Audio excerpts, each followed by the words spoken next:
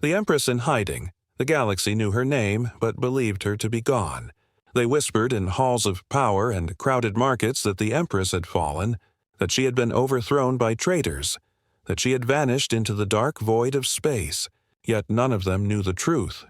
She was alive, walking among them, hiding behind the mask of a simple traveler. She wore plain clothes, stitched and faded, her once golden crown now locked away, replaced by a simple hood. Her robes of silk had been traded for rough fabric that scratched her skin. The Empress who once sat on a throne of stars now walked the narrow alleys of a crowded station, blending in with merchants, workers, and beggars. She chose to do this not out of fear, but out of curiosity. For years she had ruled from high above, making laws, hearing reports, and commanding fleets. Yet she had never walked the streets of her empire, never felt the cold air of the outer decks, never seen how her people truly lived. The station was vast, built like a metal hive. Its upper levels glowed with light and wealth, but its lower decks were filled with rust, smoke, and shadows. Here, air recyclers groaned and walls dripped with condensation. The smell of oil and burning metal clung to the air. In these forgotten places, the Empress wandered every night, unseen and unrecognized. Her heart beat with both fear and strange freedom. No one bowed to her here, no one knew her name. She was not a ruler in these halls. She was only a woman with a hidden past. One evening, as the artificial night settled, she found herself wandering deeper than usual. The lights above flickered and buzzed, and the sound of distant machinery echoed through the corridors. Then, faintly, she heard something unusual. It was not the hiss of pipes or the clatter of tools. It was the soft sound of pages turning, the rhythm of someone reading in silence. She froze, her senses sharp. Who would read here, in the dark, among broken machines and empty rooms? Slowly, she followed the sound, her boots stepping lightly across the metal floor. She passed by doors that hung broken on their hinges, walls scarred with age, and finally reached a narrow passage glowing faintly with a weak, flickering light. Inside, she saw him. A young human, clothes stained with grease and dust, sat on a crate in a small workshop. His hair was unkempt, his hands covered with oil. A broken flashlight lay on the table, its beam dim but steady enough to light the pages of the book he held. He leaned close, his eyes following every line. His lips moved slightly as he whispered words to himself. The Empress drew back, her breath caught in her chest. She had seen humans before, of course. They were scattered across her empire. Some worked in farms, some in ships, some as traders. But she had never seen one like this. A human with nothing but a flashlight and a book, studying deep into the night. His posture carried exhaustion, but his eyes burned with determination. She hid in the shadows, watching him, for a long moment. She thought of leaving, yet something held her there. She remembered her palace, filled with libraries, glowing crystals, and teachers who explained every lesson. Knowledge had always been hers to command, easy and endless. But here was someone who had nothing, and yet fought to learn. A strange feeling stirred inside her chest. Was it admiration? Was it guilt? Or perhaps curiosity? She could not name it. The human turned a page, the sound sharp in the silence. His lips moved again as if he feared forgetting even one word. The Empress felt time slow around her. Her hands tightened on the folds of her cloak. Her mind whispered warnings. If she was discovered, her secret would be shattered. She could be killed, or worse. The Empire would know their ruler had fallen to the level of the common. But still she stayed. Her heart refused to leave. Suddenly, a sound echoed from deeper in the corridor. Heavy boots on metal, a patrol. The Empress stiffened. Shadows flickered near the doorway of the workshop. The human looked up, alarm flashing in his eyes. But then he bent lower over his book, pretending to work. The Empress slipped back into the shadows. Her hood pulled low. She pressed herself against the wall, listening as the voices of the soldiers passed by, harsh and careless. They spoke of rebels hiding in the lower decks. They spoke of searching every room. Her heart pounded. If they entered the workshop, they would find him, and perhaps even her. For what felt like an eternity, the voices faded, and the heavy steps moved away. Silence returned, broken only by the faint hum of the broken flashlight. The human had not moved. He still read, still whispered the words as if no danger existed. The Empress exhaled slowly. Her chest ached from holding her breath. She looked once more at the boy hunched over his book, and something inside her shifted. She had been taught that humans were weak, that they were servants. But what she saw before her was not weakness. It was strength hidden in silence. That night, as she turned away and vanished back into the dark halls of the station, the image burned into her mind. The human's face lit by the fragile beam of light. His hands rough but steady, his eyes glowing with stubborn will. She did not yet know why she returned night after night, but deep in her heart she felt the first spark of change, the human mechanic. The next night, the Empress found herself walking again through the lower decks. She told herself it was simple curiosity that drew her back, but deep inside she knew it was something more. The memory of the human reading by the faint light of his broken flashlight had carved itself into her mind. She wanted to see if he would be there again, to know if that quiet determination she had witnessed was only a passing moment or a true reflection of his spirit. The corridors hummed with the sound of machinery and the whispers of those who lived in shadows, but she followed the same path as before, careful not to draw attention. When she reached the workshop, the same soft glow flickered from within. He was there again, sitting on the same crate, bent over the same book. His body showed the signs of long labor. His clothes were torn and stained, his shoulders hunched from work and fatigue, but his hands turned each page with steady care, as though the words he read were more valuable than food or sleep. The dim light painted his face in shades of shadow and hope, and once again the Empress lingered unseen. This time she noticed more details. The tools scattered across the table were worn and second-hand, many of them broken and reshaped to serve new purposes. The machines in the corner were half-repaired, their wires exposed, their frames dented. Each part told the story of someone who refused to give up, someone who worked with what little they had instead of surrendering to despair. Even the book he held was damaged, its cover faded, its pages stained by oil and dirt, yet he read it as if it contained treasures beyond price, whispering to himself as he studied every word. The Empress felt a strange mix of emotions. She was fascinated by him, but also unsettled. For years she had been surrounded by scholars and advisors, men and women who spoke of knowledge as though it were a weapon or a tool of power. They had taught her that learning was a luxury, something reserved for the highborn. Yet here was a human, a mechanic with nothing, who treated knowledge as if it were the only light in his world. She remembered the vast libraries of her palace, filled with glowing data crystals and endless shelves. She had walked through them countless times, but never once had she felt the hunger in her chest that she saw in him now. As she watched, the human reached for a broken device on the table. He studied the diagrams in the book and then examined the machine piece by piece. His fingers moved carefully, connecting wires, tightening bolts, adjusting circuits. His brow furrowed in deep concentration. The flashlight flickered dangerously, but he ignored it, his focus unbroken. After several minutes, the machine gave a faint spark of life before failing again.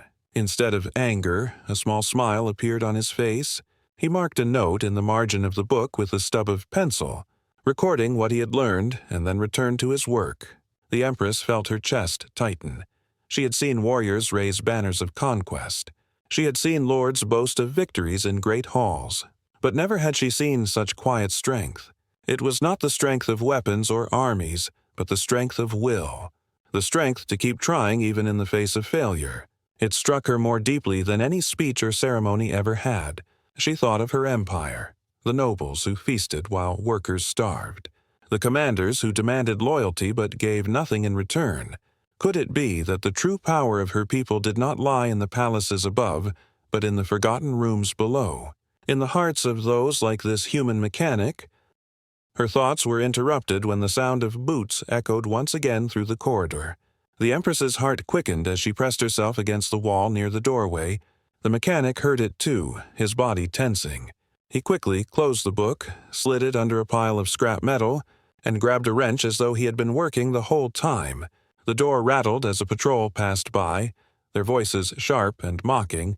They spoke of searching every level, of punishing anyone who dared hide contraband or books that were not approved. The mechanic kept his head low, his hands steady, pretending to be nothing more than a tired worker fixing old machines. When the soldiers moved on, the silence returned. The human let out a slow breath and pulled the book back from its hiding place. His hands trembled slightly, but he returned to the pages without hesitation, his eyes locked on the words, as if the danger had only made his hunger for knowledge stronger. The Empress, watching from the shadows, felt her pulse slow again, but her mind raced. She had lived her life surrounded by guards and walls, safe from danger. Yet here was a man risking punishment simply for the chance to learn. For the first time in years, she felt small, not as an empress, but as a person. She thought of all the times she had ignored the struggles of her people, hidden behind her throne, convinced that she understood their lives through reports and statistics. But now she realized she had known nothing. This human, sitting in the dark with a broken flashlight, had shown her more about courage and dignity than any advisor ever had. She turned to leave, her heart heavy but awakened. As she walked through the shadows of the lower decks, her mind replayed the sight of his determined face, the steady movement of his hands, the quiet whisper of his lips as he read. Something inside her was changing. A seed taking root, she could not explain why. But she knew she would return again. She had to see more, to understand more. For reasons she could not yet admit, the destiny of an empress had begun to bend toward the light of a human mechanic's fragile flashlight. Curiosity and danger the empress returned again, though this time she did not wait until deep night. Something inside her had grown restless, an unspoken need to see the human mechanic again. Each step she took through the station's lower decks filled her with both fear and anticipation. She had never before repeated her visits to the same place, but now her feet carried her there without hesitation. It was as though some invisible force guided her, pulling her toward that small workshop and the dim light of the broken flashlight. She entered the corridor quietly, her hood pulled low, her heart beating hard in her chest.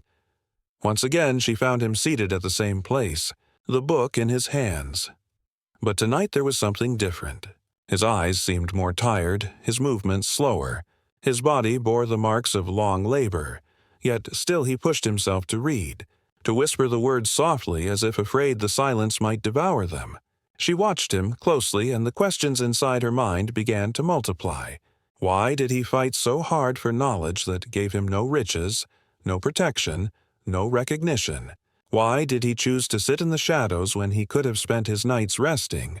Her thoughts swirled as she lingered in the darkness. Yet she was not the only one watching that night.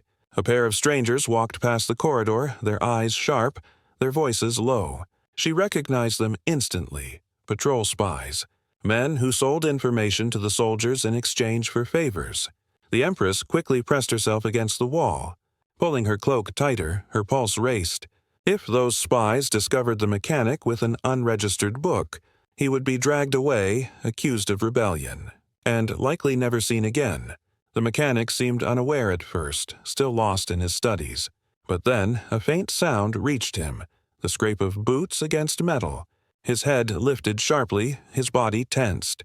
He blew out the small lantern flame that stood beside him, plunging the workshop into deeper shadow. Only the weak glow of the dying flashlight remained. He pressed the book against his chest, listening, waiting. His breathing slowed as he tried to remain calm. The Empress gripped the folds of her cloak, a war rising inside her. She knew she should leave, disappear before anyone noticed her. That was the safe choice, the wise choice. But something within her refused.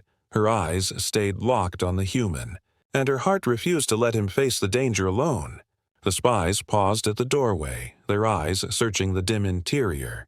For a terrible moment she thought they had seen him, but then one sneered and muttered that the workshop was empty.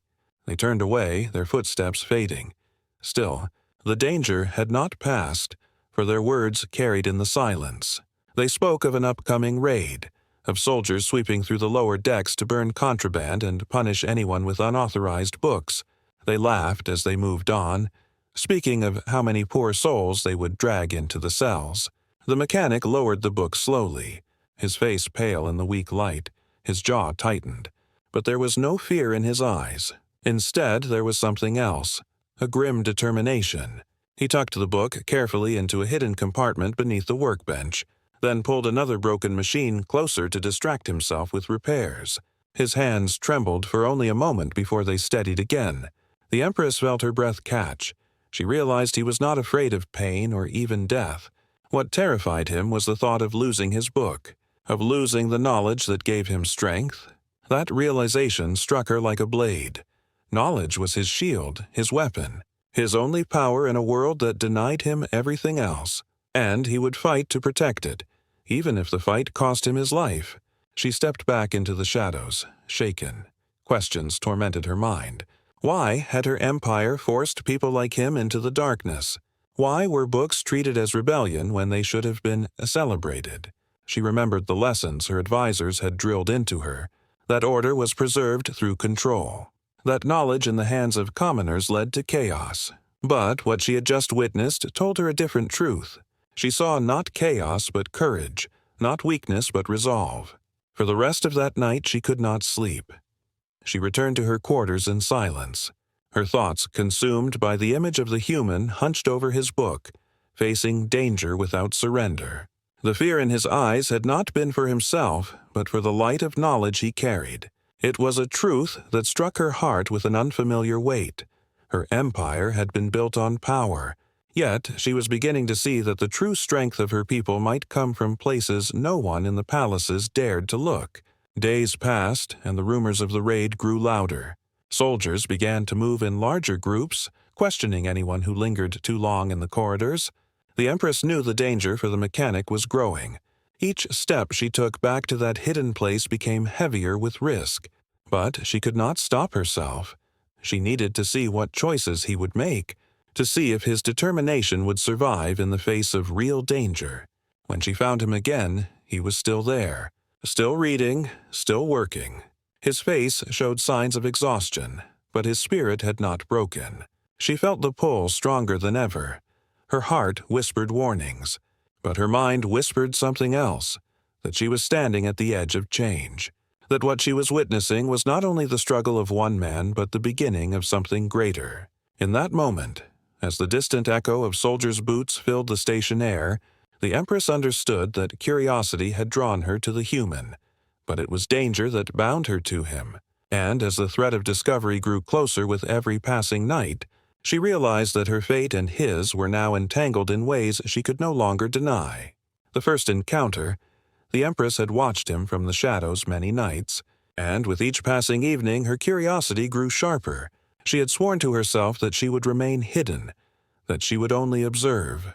But the weight of silence began to press heavily upon her. The human mechanic's quiet determination stirred questions inside her that no advisor, no tutor, and no commander of fleets had ever awakened. She had learned more in watching his struggle than she had in years of ruling from the throne, and it unsettled her heart. For the first time in her life, she longed not for power, but for understanding. On this particular night the station felt colder. The air recyclers groaned as if struggling to breathe, and the light in the corridor flickered more faintly than usual. The Empress pulled her hood tighter, stepping silently through the metal passageways until she reached the workshop. The faint glow of the flashlight greeted her again, like a fragile star burning against the endless dark.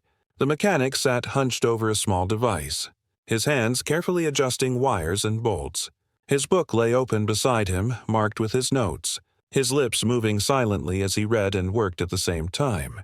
She leaned against the shadowed wall, her eyes fixed upon him. She told herself she would only stay for a moment, and then leave before the patrol circled again. But fate, it seemed, had other plans, for as she shifted her weight, her boot brushed against a loose piece of scrap metal near the doorway. The sound was faint, but in the silence it was sharp as thunder.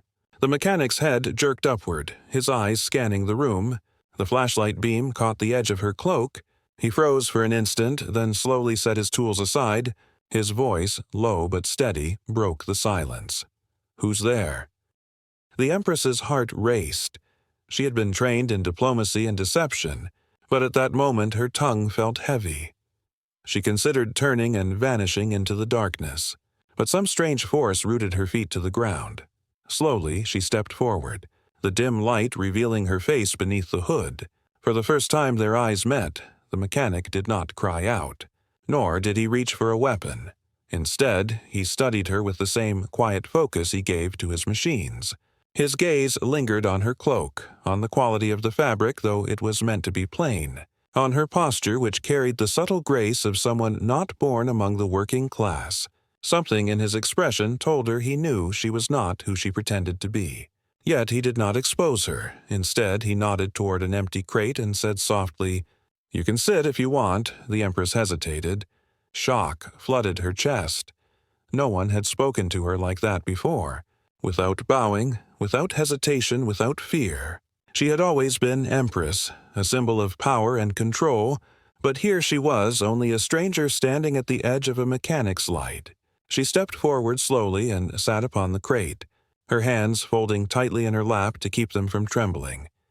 For a long moment, silence filled the room. The only sound, the faint buzz of the flashlight and the distant hum of the station. The mechanic picked up his wrench again and resumed working, as though her presence did not disrupt him. He glanced at her only once before asking, "Why do you come here?" His tone carried no accusation. Only curiosity. The Empress struggled for an answer.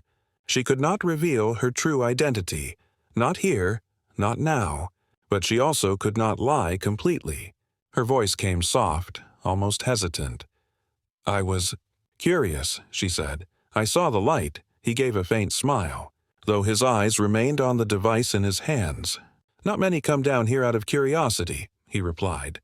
"Most come because they are running from something." His words struck her deeper than he realized, for in some way he had spoken the truth.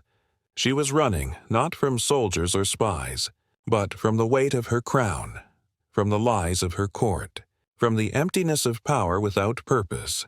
She found herself asking, "Why do you read at night? Why risk so much for a book?" Her voice trembled with the weight of the question, for she already knew the answer mattered more to her than she wanted to admit. The mechanic paused, his hands resting on the machine, his eyes lifted, and for the first time she saw the full fire in his gaze. "Because knowledge is freedom," he said simply. "Machines break, ships fail, walls collapse, but what I learn here stays with me. No one can take it away, not unless they take my life too." His words were spoken without anger, without pride, only with the certainty of someone who had thought long and deeply about his choices. The Empress felt her chest tighten. No lord, no advisor had ever explained knowledge with such simplicity. She had been told it was power, a tool to rule, a weapon to control others. Yet here sat a man who saw it as survival, as dignity, as the one thing that could never be stolen. She looked at him and realized that despite his oil-stained hands and tired eyes, he carried a strength that no crown or army could command. Before she could speak again, a sudden noise echoed down the corridor, the sharp clang of armored boots, both of them stiffened. The mechanic quickly shoved the book beneath the bench and pulled a broken pipe toward him as if he had been repairing it all along. He glanced at her and whispered urgently, "Stay still. Don't draw their eyes." The Empress felt fear pulse through her veins, not for herself, but for him. The soldiers' voices grew louder, their laughter cruel. They spoke of the raid to come, of burning workshops like this, of dragging anyone suspicious into the cells. One of them stopped at the doorway. Peering inside, the Empress held her breath. Her hood pulled low. The mechanic kept his head down, tapping the pipe with his wrench as though lost in work. After a long moment, the soldiers spat on the floor and moved on, their heavy boots fading into the distance. Silence returned, thick and suffocating. The Empress slowly released her breath. Her eyes turned to the mechanic, and in that fragile moment she knew something had shifted. He had not asked who she truly was, nor had he tried to expose her. Instead, he had protected her, a stranger in the shadows.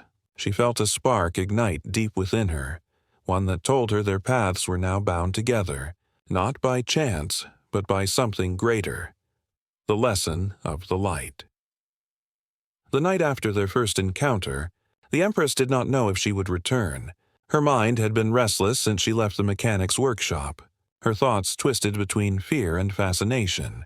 She had spoken to him, sat in his presence, heard his words, and felt something stir inside her that she could not easily silence. For the first time in years, she had been seen not as a ruler, but as a person, and the memory of that feeling pulled at her with a strength she could not resist. When she entered the lower decks again, she found him waiting, not with suspicion or anger, but with quiet acceptance. He was working on a broken power cell. The book opened beside him. The flashlight burned weakly, casting soft light over his determined face. He looked up only briefly, acknowledging her with a nod, as though her presence was no longer a surprise, and then returned to his work. She sat silently on the crate across from him. Watching as his hands moved carefully over the wires, minutes passed before she spoke, her voice low and uncertain. "You risk everything for this? Why?" The question weighed heavily between them. The mechanic paused, wiped his hands on a rag, and leaned back slightly. His eyes studied her from across the table, and for the first time his voice carried not only calmness but also a quiet intensity. "Because without this," he said, tapping the book, "I am nothing. Knowledge is the only thing that cannot be stolen. It makes me more than just a worker. It makes me free." The Empress felt those words pierce through her. She thought of her palace, where knowledge was stored in endless archives. Guarded and restricted, she thought of her council, where information was twisted to suit politics and power. She had been taught that knowledge belonged to the throne. But, sitting here in the dim glow of a fading flashlight, she realized how hollow that belief was. For him, knowledge was not power over others. It was power over despair. It was hope. Her voice trembled as she asked, "And what will you do with what you learn? What is the purpose of it?" His hands stilled for a moment, and then he smiled faintly, not with arrogance, but with a quiet resolve. "I will fix ships so they do not fail in space. I will repair machines so families do not starve when power dies. I will make sure no one has to feel helpless.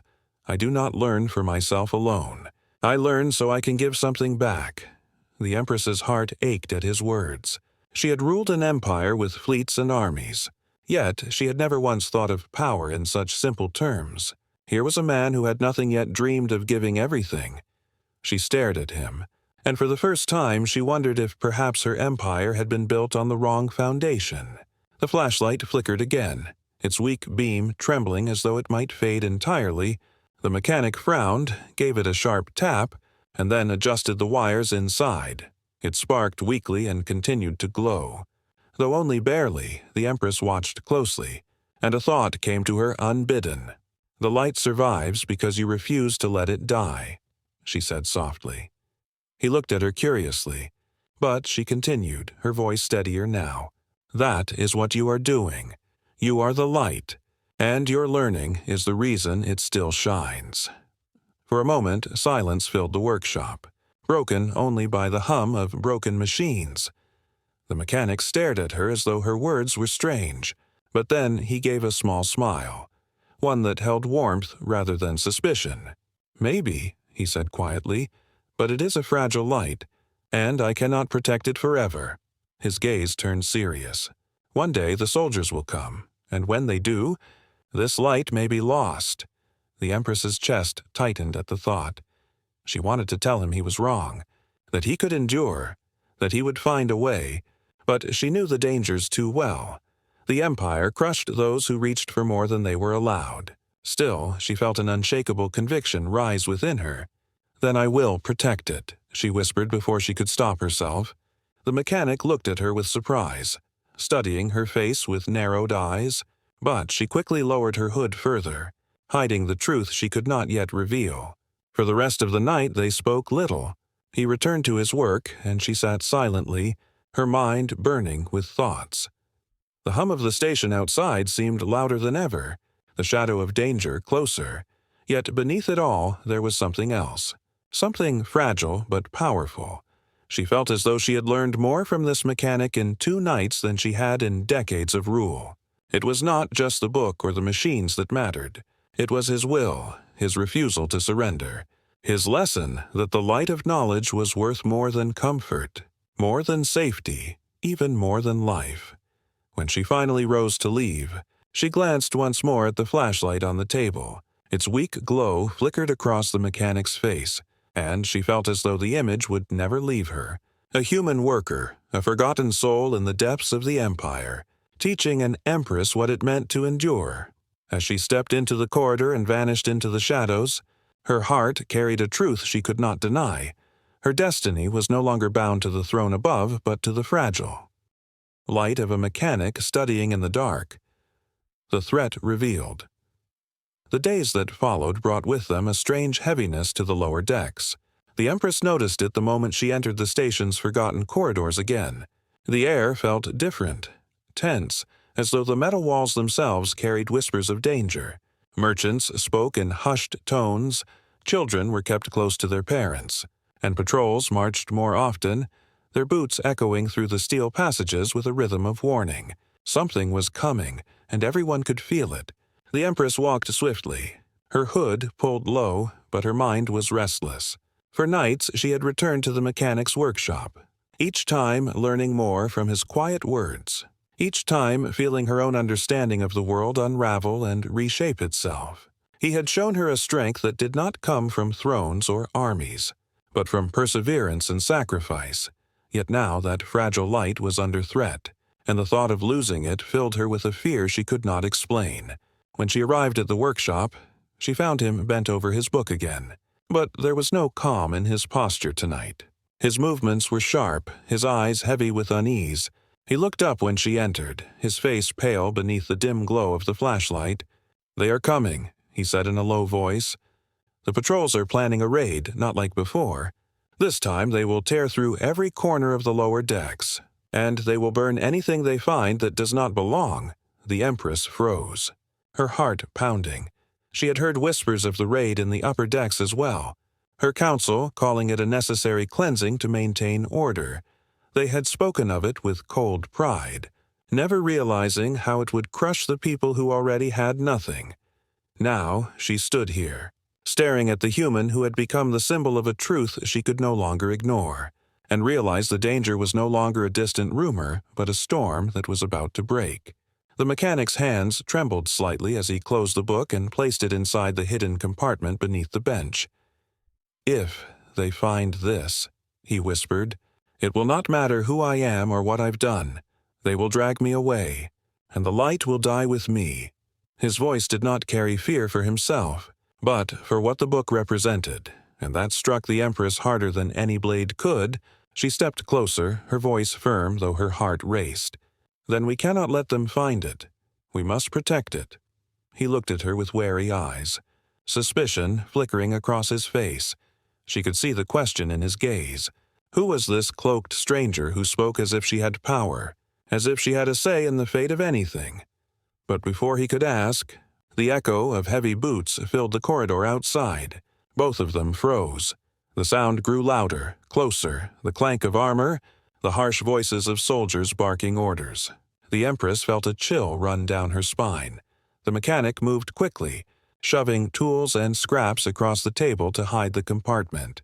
He pulled a broken panel from the corner and leaned it against the bench.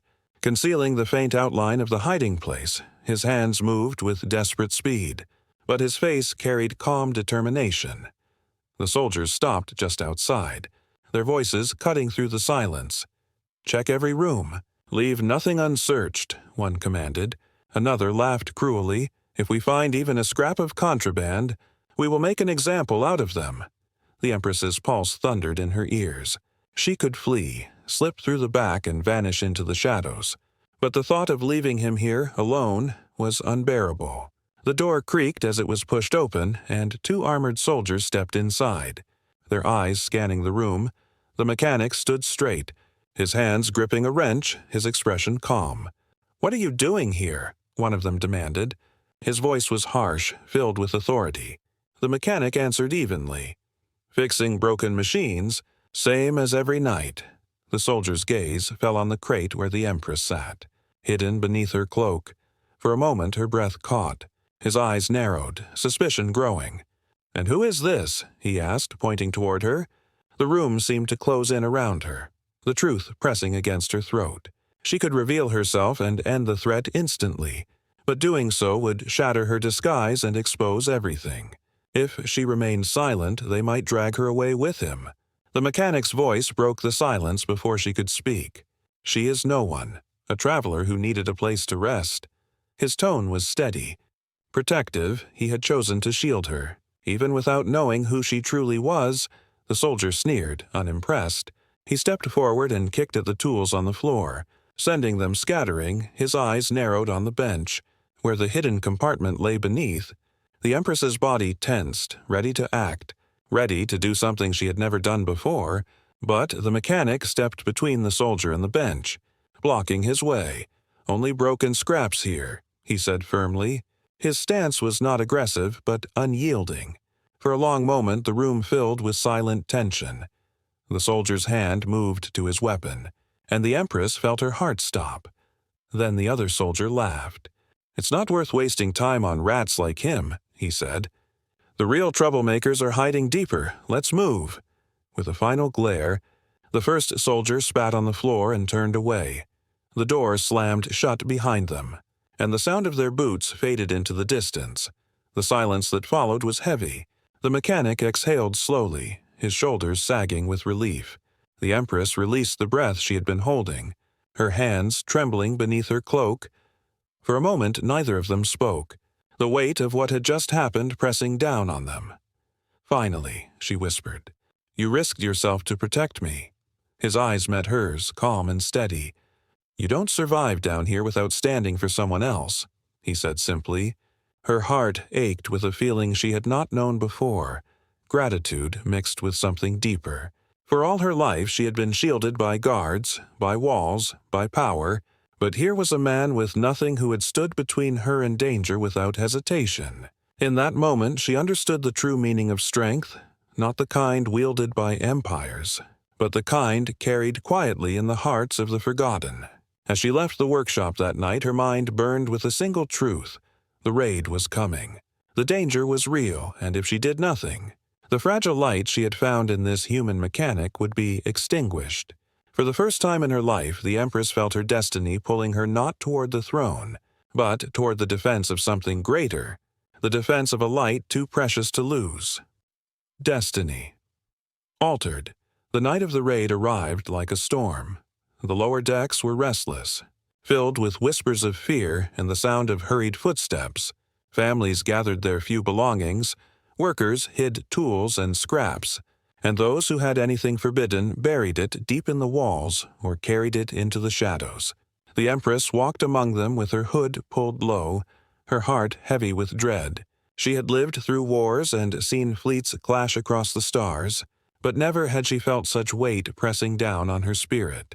For this time it was not soldiers she feared losing, but the fragile light of one human mechanic who had already changed her life. When she reached the workshop, she found him waiting. His face was calm, though his eyes burned with resolve. The book was hidden. The tools scattered as though nothing unusual lay beneath the bench. The faint beam of the broken flashlight cast its fragile glow over the room, but the air felt charged, alive with tension. He looked at her as she entered, his voice quiet but firm. "They will be here soon. If you stay, you risk everything." The Empress felt her chest tighten. She could still leave, vanish into the shadows, and return to her throne, letting this chapter of her secret life fade away like smoke. But she knew she could not. For days she had watched him fight against despair with nothing but stubborn will. For nights she had listened to his words and felt her own beliefs shatter and reshape. To leave now would mean betraying not only him, but also the truth she had begun to discover within herself. "I will not leave," she said, her voice steady though her heart raced. The sound of armored boots echoed through the corridor before either of them could speak again. The soldiers marched with ruthless precision, their voices sharp and merciless. The door rattled as fists pounded against it. "Open up!" a soldier barked. "Inspection." The mechanic gave her a quick glance, his jaw tight. Then, with a slow breath, he stood tall and opened the door. The soldiers poured into the workshop, armored and armed. Their eyes scanned the room like predators searching for prey. The leader stepped forward, his gaze hard and suspicious. "We've had reports of contraband here," he said. "Show us everything." His men began tearing through the room, overturning crates, scattering tools, ripping panels from the walls. The mechanic stood still, his face calm, though his hands were clenched tightly at his sides. The Empress sat quietly on the crate, her cloak hiding her trembling hands. Her pulse thundered in her ears as she watched the soldiers inch closer to the hidden compartment beneath the bench. One soldier shoved the mechanic aside, reaching for the panel that concealed the book. The Empress's breath caught. She knew in moments the truth would be revealed, and his life would be destroyed. Without thinking, she rose, pulling back her hood. Her voice rang clear and commanding, a sound that had once shaken courts and silenced armies. "Enough," she said. The soldiers froze, their eyes snapping to her. The mechanic stared in shock, realization dawning slowly in his eyes. The leader frowned, anger flashing across his face. "Who are you to give orders here?" he demanded. But his voice faltered as the light from the flickering lamp fell across her face. Recognition spread through the soldiers like fire. They dropped to their knees, their weapons lowered. The Empress stood tall, her identity revealed. For years she had hidden, but now the truth was laid bare. She was not a traveler, not a stranger, but the ruler they had believed lost. The mechanic's eyes widened as he looked at her, confusion and disbelief mingling with awe. He had shielded her without knowing who she was, had stood between her and danger with no thought of reward. Now he realized the truth, that the woman who had sat across from him night after night was the Empress of the Empire itself. His lips parted, but no words came. The leader of the soldiers stammered, "My Empress, we did not know." But she silenced him with a single gesture. Her eyes burned with fire, and her voice carried the weight of a ruler reborn. "You will not touch this place. You will not harm this man," she declared. The soldiers hesitated, fear and confusion flickering across their faces, but none dared to disobey. Slowly, they backed away, their eyes lowered. One by one, they left the workshop, their footsteps fading into the corridor until silence returned. The Empress turned, her cloak falling back around her shoulders. She looked at the mechanic, whose face was still pale with shock. His voice finally broke the silence, quiet and trembling. You are the Empress." She nodded slowly, her eyes softening. "Yes, but not the Empress I once was," she said. "You have shown me more truth than all the halls of my palace ever did. You have taught me what it means to fight, not with armies but with will, not for conquest, but for hope." The mechanic shook his head, struggling to understand. "I am no teacher. I am only a worker." But she stepped closer, her gaze firm. "You are more than that. You are the light in the darkness.